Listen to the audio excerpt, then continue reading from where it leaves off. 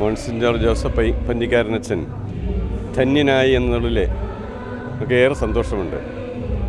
അദ്ദേഹത്തിൻ്റെ പ്രവർത്തന മേഖല ഈ കോതമംഗലം പ്രദേശത്ത് അനേകർക്ക് അനുഗ്രഹം ചെയ്യുന്ന ഒരു അവസരമായിരുന്നു.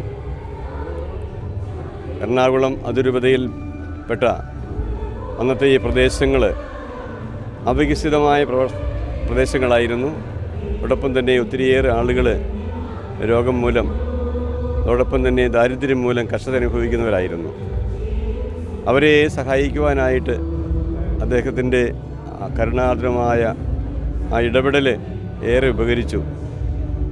അദ്ദേഹം ഈ പ്രദേശത്ത് അവികസിതമായ ഈ പ്രദേശത്ത് വഴികളൊന്നുമില്ലായിരുന്ന അവസരത്തിൽ നടന്നും അതോടൊപ്പം തന്നെ വളരെയേറെ ദുർഘടമായ പാതകളിലൂടെ സഞ്ചരിച്ചാണ് ഈ ശുശ്രൂഷകൾ നടത്തിയത്. ദൈവ വചനം പ്രഘോഷിക്കുക എന്നുള്ളതായിരുന്നു പ്രധാന ദൗത്യം. അദ്ദേഹം വേദപ്രചാര സംഘത്തിൻ്റെ ഡയറക്ടർ നിലയിൽ പ്രവർത്തിക്കുന്ന അവസരത്തിൽ ഈ നാട്ടിൽ വന്ന് സുവിശേഷം പ്രസംഗിക്കുകയും അതോടൊപ്പം തന്നെ സുവിശേഷം പ്രസംഗിക്കുന്നതോടൊപ്പം തന്നെ ആളുകളുടെ സർവ്വതോമുഖമായ ഉയർച്ചയ്ക്കും വളർച്ചയ്ക്കും വേണ്ടി പരിശ്രമിക്കുകയും ചെയ്തു. അദ്ദേഹം ഒരു വിശ്വാസത്തിൽ ആഴപ്പെട്ട വ്യക്തി എന്നതിനോടൊപ്പം തന്നെ മാനവികതയിൽ ഏറെ ഉയർന്നു ചിന്തിക്കുന്ന വ്യക്തി കൂടിയായിരുന്നു.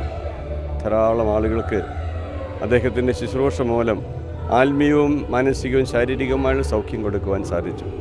ഈ അവസരത്തിൽ അദ്ദേഹത്തെ സഭ ധന്യനെന്ന് പ്രഖ്യാപിച്ചതിൽ ഏറെ സന്തോഷമുണ്ട്. കോതമംഗലം രൂപതയ്ക്ക് ഈ പ്രദേശത്തിന് ഇനിയും ഏറെ അനുഗ്രഹം അദ്ദേഹത്തിൽ ലഭിക്കട്ടെ എന്ന് പ്രാർത്ഥിക്കുന്നു. ധന്യൻ ജോസഫ് പഞ്ഞിക്കാരനച്ഛൻ്റെ നാമകരണ നടപടികളിലേക്ക് ഒരുപടി കൂടി നമ്മൾ എത്തിയിരിക്കുകയാണ്. അദ്ദേഹത്തിൻ്റെ ധന്യപദവി കേരള സഭയ്ക്ക്, സിറോ മലബാർ സഭയ്ക്ക് വളരെ സന്തോഷവും അഭിമാനവും പ്രദാനം ചെയ്യുന്ന ഒരു നിമിഷമാണ്. കോതമംഗലം കത്തീഡ്രലിൽ വെച്ച് ഔദ്യോഗികമായ ആചരണം നടക്കുകയാണ്. ഇതിൽ പങ്കെടുക്കാൻ സാധിച്ചതിൽ എനിക്ക് വലിയ സന്തോഷമുണ്ട്. പഞ്ഞിക്കാരനച്ഛൻ ഒരു കാലഘട്ടത്തിൽ ഈ കേരള സഭയിൽ, പ്രത്യേകിച്ച് എറണാകുളം അതിരൂപതയിൽ കോതമംഗലം പ്രദേശത്ത് വളരെയേറെ സേവനം ചെയ്തിട്ടുള്ള വിശുദ്ധനായ വ്യക്തിയാണ്. അദ്ദേഹത്തിൻ്റെ മാധ്യസ്ഥം വഴി അനേകർ അദ്ദേഹം കാണിച്ചു തന്ന വഴിയിലൂടെ നടക്കുവാനും കൂടുതൽ